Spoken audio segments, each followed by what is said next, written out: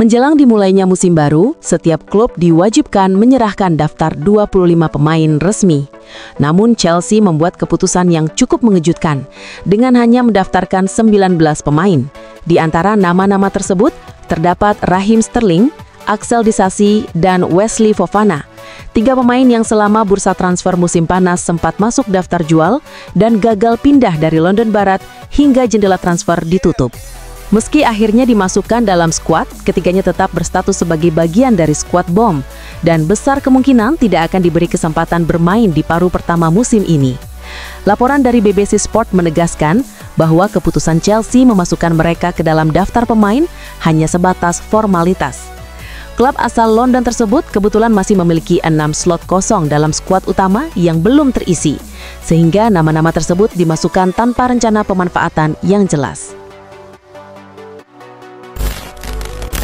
Lamine Yamal dan rekan-rekannya akan memulai kiprah mereka di kompetisi antar klub Eropa dengan bertandang ke markas Newcastle United pada Kamis mendatang. Dalam laga di St. James Park tersebut, Barcelona mendapat kabar baik karena pelatih Hansi Flick dipastikan bisa kembali mendampingi tim dari pinggir lapangan. Mengutip laporan dari Mundo Deportivo, UEFA mengabulkan banding yang diajukan Barcelona terkait sanksi untuk sang pelatih. Sebelumnya, Flick bersama asistennya, Marcus Sorg, terancam absen 1 pertandingan di Liga Champions akibat dugaan pelanggaran terhadap aturan perilaku saat menghadapi Inter Milan musim lalu. Saat itu, keduanya memprotes keras keputusan wasit selama pertandingan. Bahkan Flick sempat menuduh wasit menunjukkan keberpihakan kepada Inter setelah laga usai. Raksasa La Liga Barcelona saat ini tengah menjalin pembicaraan dengan Eric Garcia terkait perpanjangan kontraknya. Pasalnya, masa bakti sang bek tengah di Camp Nou tinggal tersisa 1 tahun lagi dan akan berakhir pada tahun 2026, yang berarti ia berpotensi hengkang secara gratis jika tidak ada kesepakatan baru. Upaya Barcelona untuk mempertahankan Garcia muncul sebagai respons atas kepergian tak terduga dari Inigo Martinez yang secara mengejutkan memilih menerima tawaran dari klub Arab Saudi Al Nassr pada bursa transfer musim panas ini. Dalam situasi ini, pelatih anyar Barca, Hansi Flick, mulai menaruh kepercayaan besar kepada Garcia untuk mengisi kekosongan dan memperkuat kedalaman lini belakang tim di musim-musim mendatang. Real Madrid baru saja mengumumkan bahwa bek andalan mereka, Antonio Rudiger, mengalami cedera otot di paha kiri yang didapat saat sesi latihan. Meski belum ada kepastian mengenai durasi pemulihan, laporan dari media ternama seperti Marca dan Arancha Rodriguez menyebutkan bahwa Rudiger diperkirakan akan absen selama 2,5 hingga 3 bulan. Cedera ini membuatnya kemungkinan besar akan melewatkan sebagian besar paruh pertama musim ini. Situasi ini menjadi pukulan berat bagi Rudiger yang sebelumnya sedang berjuang kembali menembus tim utama di bawah asuhan Xabi Alonso setelah sempat mengalami penurunan performa dan cedera berkepanjangan. Saat ini tim medis Real Madrid terus memantau perkembangan kondisinya. Manajer Chelsea, Enzo Maresca, menegaskan bahwa dirinya tidak merasa khawatir atas 74 dugaan pelanggaran finansial yang tengah diselidiki oleh Federasi Sepak Bola Inggris terhadap klubnya.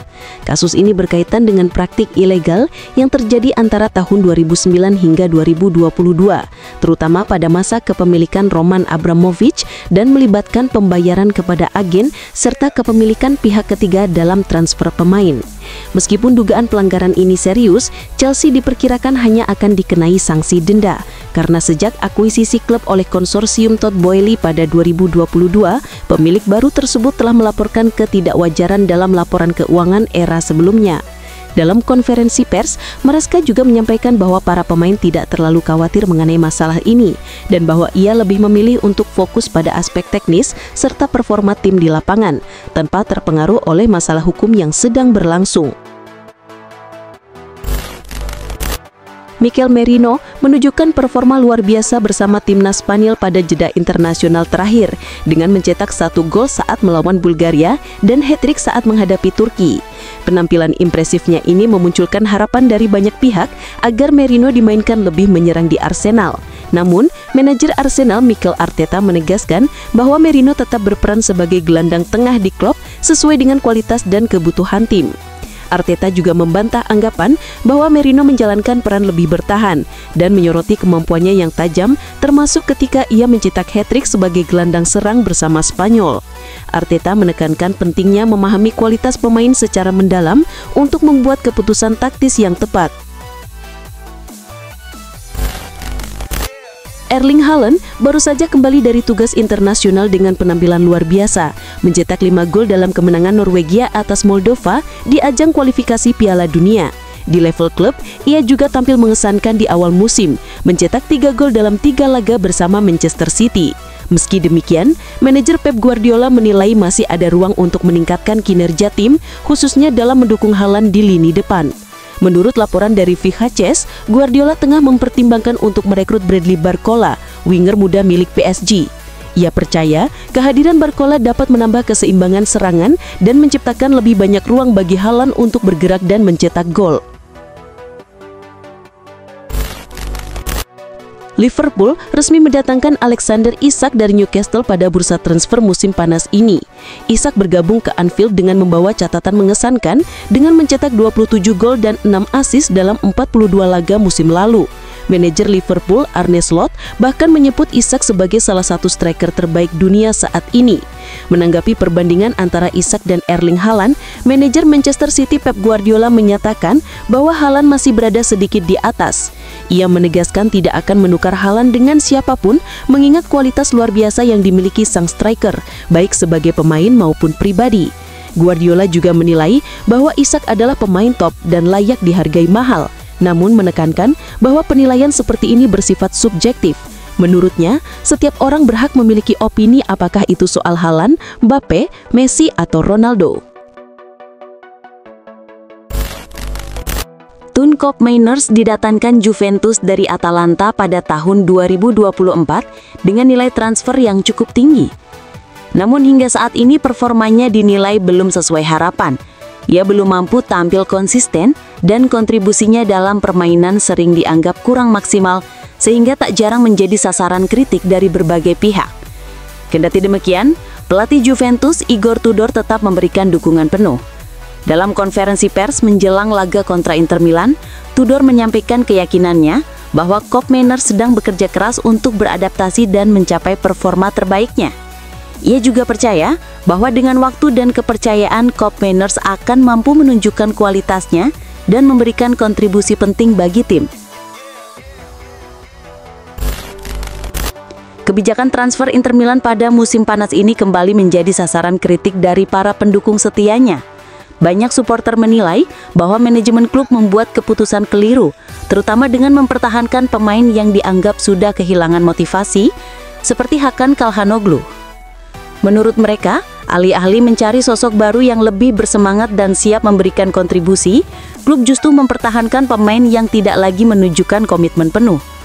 Kekecewaan tersebut pun meluas dengan sebagian fans menyebut bursa transfer kali ini sebagai salah satu yang paling mengecewakan dalam beberapa tahun terakhir. Bahkan, tak sedikit yang menuduh CEO Inter, BP Marotta, telah menyampaikan informasi yang tidak jujur dalam pernyataan resminya mengenai aktivitas transfer klub. Max Allegri mulai membawa dampak positif bagi pertahanan AC Milan, yang kini tampil lebih solid dan sulit ditembus. Dalam 2 laga awal musim, Milan hanya menghadapi 11 tembakan, terendah di antara semua tim. Allegri menerapkan filosofi Perceive the Danger untuk meningkatkan kewaspadaan pemain dalam bertahan dengan formasi 5 bek yang mengandalkan Tomori, Gabbia, dan Pavlovic. Meski masih ada inkonsistensi, seperti saat melawan Cremonese, Milan menunjukkan peningkatan termasuk mencatatkan clean sheet saat melawan Lecce. Pemain seperti Alexis Saelemaekers juga berkontribusi penting.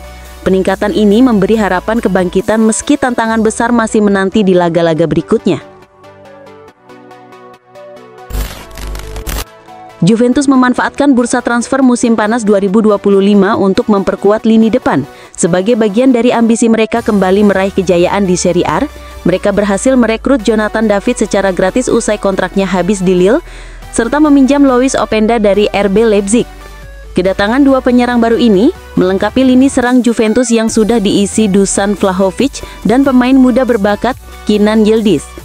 Kombinasi ini dinilai memberikan banyak variasi dan kedalaman dalam serangan. Para pengamat menilai, Juventus kini memiliki salah satu lini depan terbaik di Liga dan mereka pun dianggap sebagai kandidat kuat untuk meraih Scudetto musim ini. Gelandang AC Milan Adrien Rabiot, yang merupakan mantan pemain Juve, juga mengakui bahwa komposisi baru tersebut membuat Juventus tampil lebih berbahaya dan layak diperhitungkan sebagai pesaing serius dalam perebutan gelar juara. Nicolas Jackson resmi dipinjamkan ke Bayern Munich dari Chelsea pada bursa transfer musim panas 2025. Klub Jerman itu memiliki opsi untuk mempermanenkannya dengan harga 65 juta euro jika ia tampil dalam 40 pertandingan. Namun mantan Presiden Bayern Munich, Uli Hoeneß, meragukan hal itu bisa terjadi karena klausul yang dianggap memberatkan dan memprediksi pelatih Vincent Kompany tidak akan sering memainkan Jackson. Menanggapi komentar tersebut, Jackson menyatakan bahwa ia tidak ingin ambil pusing. Ia menegaskan hanya ingin fokus memberikan yang terbaik bagi Bayern, membantu tim meraih kemenangan dan mengejar prestasi. Ia juga mengaku senang berada di klub, merasa diterima, dan sudah menjalin komunikasi positif dengan pelatih serta para petinggi klub. Sebuah email viral memunculkan dugaan adanya kampanye berbayar untuk mendukung Ousmane Dembélé dalam perebutan Ballon d'Or. Seperti yang sudah diketahui, Dembélé tampil impresif musim lalu bersama PSG dengan 35 gol dan 16 assist, membantu klub meraih 4 trofi termasuk Liga Champions. Ia kini menjadi salah satu favorit kuat untuk memenangi Ballon d'Or, bersaing dengan Lamine Yamal dan Mohamed Salah. Dugaan kampanye ini mencuat setelah kreator konten asal Australia, Neil Gardner, mengaku menerima tawaran dari agensi untuk membuat konten dukungan terhadap Dembélé, meski masa pemungutan suara sudah berakhir. Gardner menolak tawaran tersebut dan mempublikasikannya karena merasa hal ini mencurigakan dan perlu diungkap, meski beresiko terhadap reputasinya. Spekulasi mengenai masa depan Frenkie de Jong di Barcelona kembali mencuat dan menimbulkan ketidakpastian di lingkungan Camp Nou. Kontrak pemain asal Belanda itu akan berakhir pada musim panas tahun depan, namun hingga kini belum ada tanda-tanda kesepakatan perpanjangan yang tercapai. Situasi ini membuat manajemen Barcelona mulai menunjukkan ketidaksabaran terhadap proses negosiasi yang berjalan lambat. Menurut laporan dari Fichajes, Presiden Barcelona, Joan Laporta, telah mengambil sikap tegas terkait masa depan de Jong. Jika sang gelandang tidak memberikan keputusan mengenai perpanjangan kontraknya sebelum Januari, maka klub akan membuka peluang untuk menjualnya pada jendela transfer musim dingin. Langkah ini dinilai sebagai upaya Barcelona untuk menghindari resiko kehilangan pemain secara gratis di akhir musim nanti. Marc Guehi hampir pindah ke Liverpool pada akhir bursa transfer musim panas dengan nilai 35 juta pounds dan sudah menjalani tes medis. Bahkan video perpisahannya sudah dibuat. Namun transfer itu dibatalkan dan Guehi tetap bertahan di Crystal Palace hingga setidaknya Januari. Beberapa media melaporkan bahwa pelatih Oliver Glasner mengancam mundur jika Guehi dijual, terutama setelah Eberechi Eze pindah ke Arsenal. Isu perselisihan antara Glasner dan chairman klub Steve Parish juga sempat mencuat, namun Glasner membantah kabar tersebut dan menjelaskan bahwa keputusan mempertahankan Guehi diambil setelah diskusi soal dampak kehilangan sang bek tanpa pengganti yang sepadan. Ia menegaskan tidak pernah mengancam siapapun dan mendukung keputusan klub yang lebih mengutamakan kepentingan tim daripada uang. Arsenal meraih kemenangan meyakinkan 3-0 atas Nottingham Forest dalam pertandingan pekan keempat Premier League 2025-2026 yang digelar di Emirates Stadium. Hasil ini semakin menegaskan kekuatan The Gunners di awal musim dan menjaga posisi mereka di papan atas klasemen. Martin Zubimendi tampil gemilang dengan mencetak 2 gol masing-masing pada menit ke-32 dan ke-79. Sementara itu, Victor Gyökeres menanda 1 gol di menit ke-46 usai menyambut assist dari Eberechi Eze. Kemenangan ini memberikan suntikan kepercayaan diri bagi Arsenal dalam persaingan gelar juara. Real Madrid berhasil meraih 3 poin krusial saat bertamu ke markas Real Sociedad dengan kemenangan tipis 2-1 dalam pertandingan pekan keempat La Liga. Duel yang berlangsung di Stadion Anoeta ini berjalan dengan intensitas tinggi dan diwarnai kartu merah. Los Blancos membuka keunggulan lebih dulu lewat gol cepat Kylian Mbappe di menit ke-12. Disusul gol kedua dari Arda Güler menjelang akhir babak pertama. Real Sociedad sempat memperkecil ketertinggalan lewat penalti Mikel Oyarzabal pada menit ke-56, Namun, Madrid mampu mempertahankan keunggulan meski harus bermain dengan 10 orang sejak menit ke-32 setelah Dean Huijsen menerima kartu merah. Kemenangan ini memperpanjang catatan positif Real Madrid di awal musim. Juventus meraih kemenangan dramatis saat menjamu Inter Milan di Allianz Stadium dalam laga pekan ketiga Serie A 2025-2026 yang digelar di Allianz Stadium. Duel panas bertajuk Derby di Italia ini menghadirkan 7 gol dan berakhir dengan skor ketat 4-3 untuk kemenangan tuan rumah. Gol-gol Juventus dicetak oleh Lloyd Kelly pada menit ke-14, Kenan Yildiz di menit ke-38, Hepron Thuram di menit ke-82 dan Vasili Ciacic pada masa injury time. Sementara itu, Inter Milan membalas lewat 2 gol Hakan Calhanoglu di menit ke-30 dan 65, serta 1 gol Marcus Thuram pada menit ke-76. Dengan hasil ini, Juventus melanjutkan tren kemenangan sempurna mereka, usai sebelumnya menaklukkan Parma dan Genoa, sekaligus mengukuhkan dominasi di awal musim. Bayern Munchen menunjukkan performa gemilang saat menjamu Hamburg di Allianz Arena dalam pertandingan pekan ketiga Bundesliga. Die Roten mengamankan kemenangan besar dengan skor 5-0. Gol-gol kemenangan dicetak oleh Sergei Gnabry di menit ketiga, Alexander Pavlovic di menit ke-9, Harry Kane lewat titik putih di menit ke-26 dan kembali mencetak gol di menit ke-62, serta Luis Diaz yang menambah 1 gol pada menit ke-29. Di bawah kepemimpinan Vincent Kompany, Bayern mempertahankan start sempurna mereka di awal musim, mencatat 3 kemenangan beruntun, mencetak total 14 gol dan hanya kebobolan 2 kali. Chelsea bermain imbang 2-2 saat bertandang ke markas Brentford pada pekan keempat Premier League. Brentford unggul lebih dulu lewat gol Kevin Schade, namun Chelsea membalas melalui Cole Palmer dan Moises Caicedo. Kemenangan Chelsea batal setelah Fabio Carvalho mencetak gol penyeimbang di injury time.